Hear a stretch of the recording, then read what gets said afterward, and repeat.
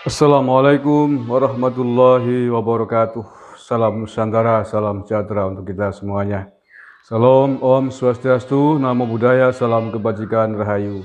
Saudara-saudaraku sebangsa setanah air yang saya cintai, saya banggakan, bertemu lagi dengan saya, Agus Mar dari lereng Gunung Selamet di Banyumas, Jawa Tengah. Fikri Bareno.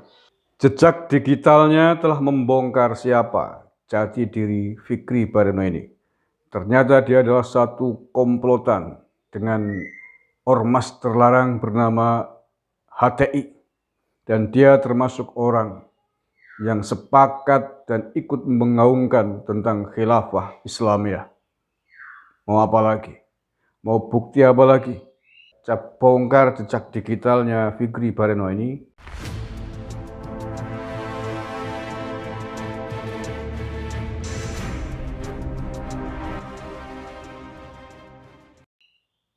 Tentang siapa Fikri Bareno ini.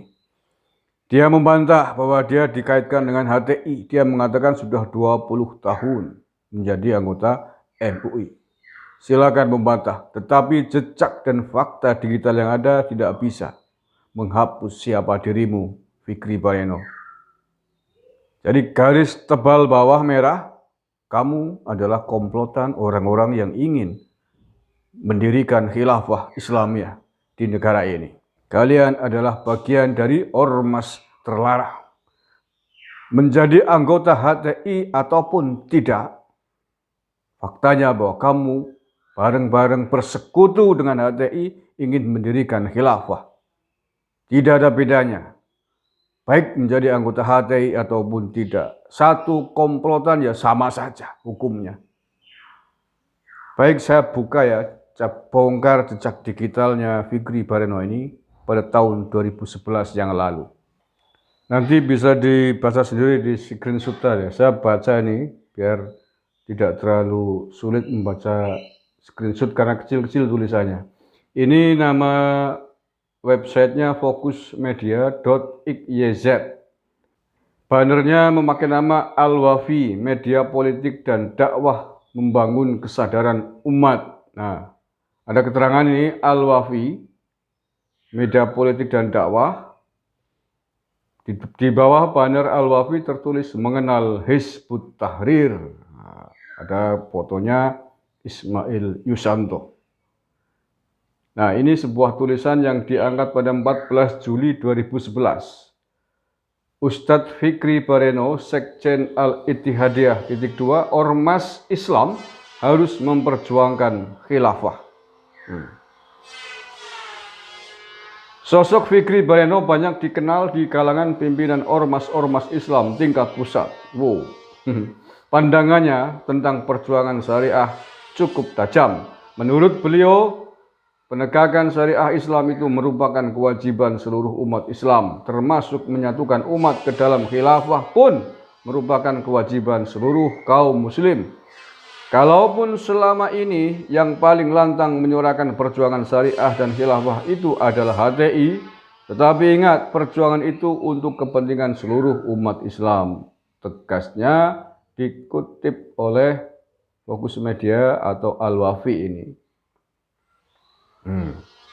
Lelaki yang tinggal di Petamburan, Jakarta ini lahir di Bukit Tinggi, Sumatera Barat 4 November 62. Dibesarkan dalam keluarga yang kuat keislamannya, menjadikan tokoh yang murah senyum ini aktif dalam dakwah Islam. Oke, saya ambil yang poin-poin penting ya.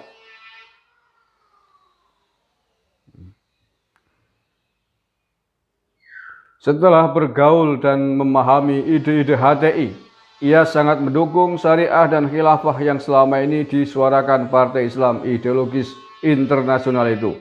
Dengan tegas ia menyatakan, saya sangat mendukung HTI dan setuju dengan perjuangan HTI dalam penegakan syariah Islam dan khilafah.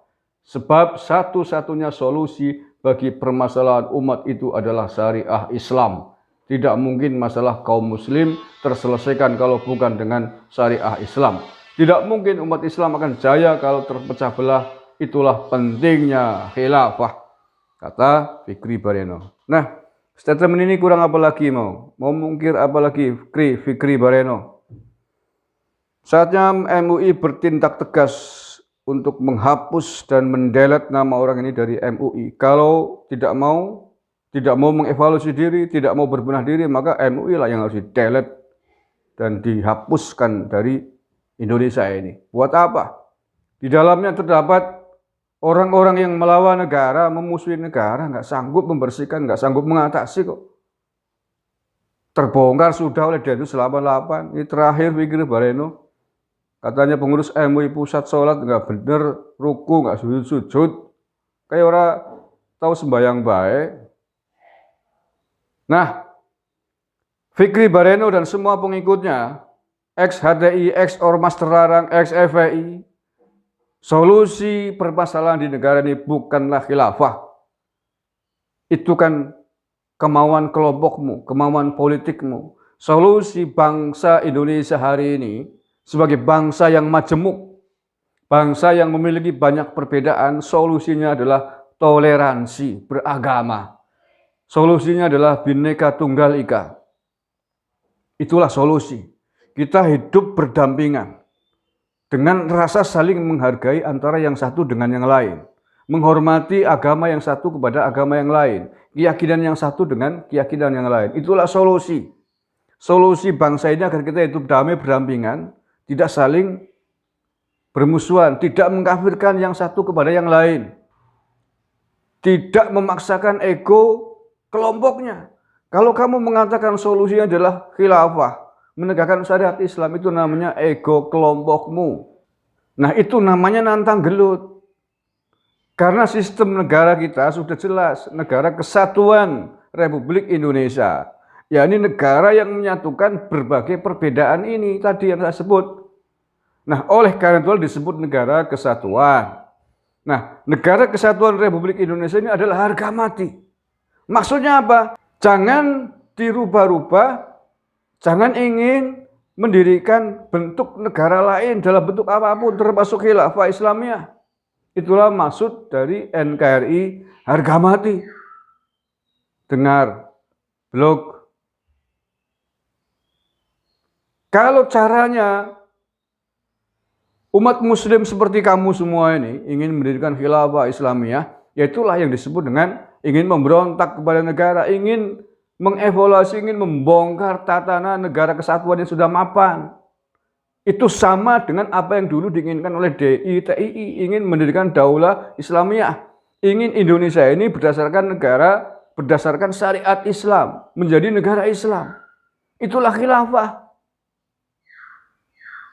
Justru khilafah ini lebih luas lagi jangkauannya. Kalau daulah Islamiyah, DI, TII, ala Kartosuwiryo CS, Kahar Muzakar itu hanya ingin mendirikan syariat Islam di Indonesia saja. Tapi kalau khilafah adalah menginginkan sistem pemerintahan Islam yang menyatukan berbagai negara, yang ingin melibatkan negara-negara lain.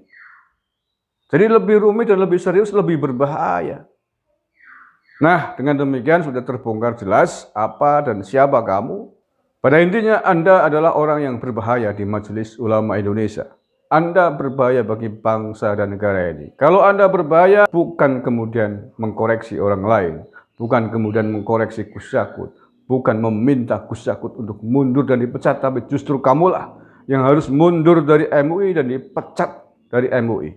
Terima kasih. Wallahul muwaffiq ila aqwamit thoriq. Assalamualaikum warahmatullahi wabarakatuh. NKRI harga mati.